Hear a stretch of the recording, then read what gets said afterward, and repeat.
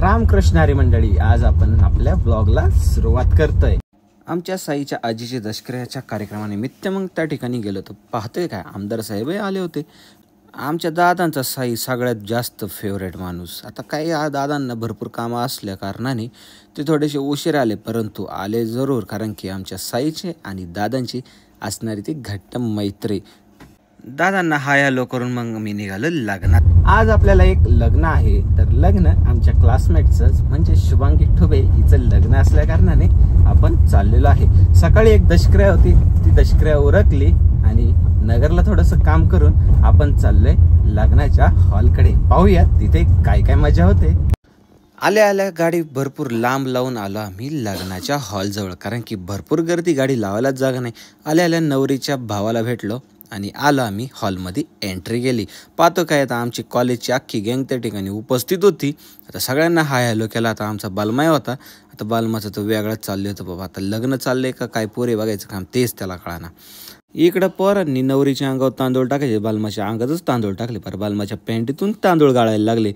लग्न राहिला बाजूला आणि यांचाच घोटाळा वेगळा। आता काय ते बालमाचं डोकंच चालणार, पर पॅन्टीतून तांदूळ गाळायला लागले। आमचे बोर साहेब म्हटले अरे काळजी करू नको, सगळे निघून जातील।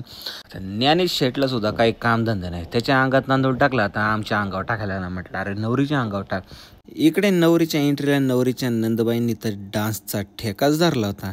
अतिशय उत्कृष्ट प्रकारे त्यांचा डान्स चालू होता आणि आमच्या शुभांगी आणि कुंदनची एंट्री डान्स सोबतच होत होती। लग्नासाठी उपस्थित होते आमचे मंचरगावचे डॉन वाळू माफिया राहुल शेठ भोर, द्राक्ष बागायतदार ज्ञानेश शेठ वार, भोर ट्रान्सपोर्टचे सर्वेसर्वा प्रणव शेठ भोर, संचित शेठ चौहान, गौरव शेठ वामन आणि आमचे बेल्लेगावचे चॉकलेट बॉय प्रणव शेठ गोसावी।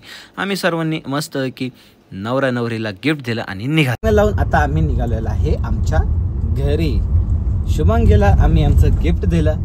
आता आमचे गौरव शेठे होते, संचित शेठ आणि आपले फार्मसीची गँग पण होती, त्यांना आता पुढे जाऊन दिलं आणि आम्ही निघालोय मागून, कारण की आमची गाडी थोडीशी ट्रॅफिकमध्ये अडकलेली होती।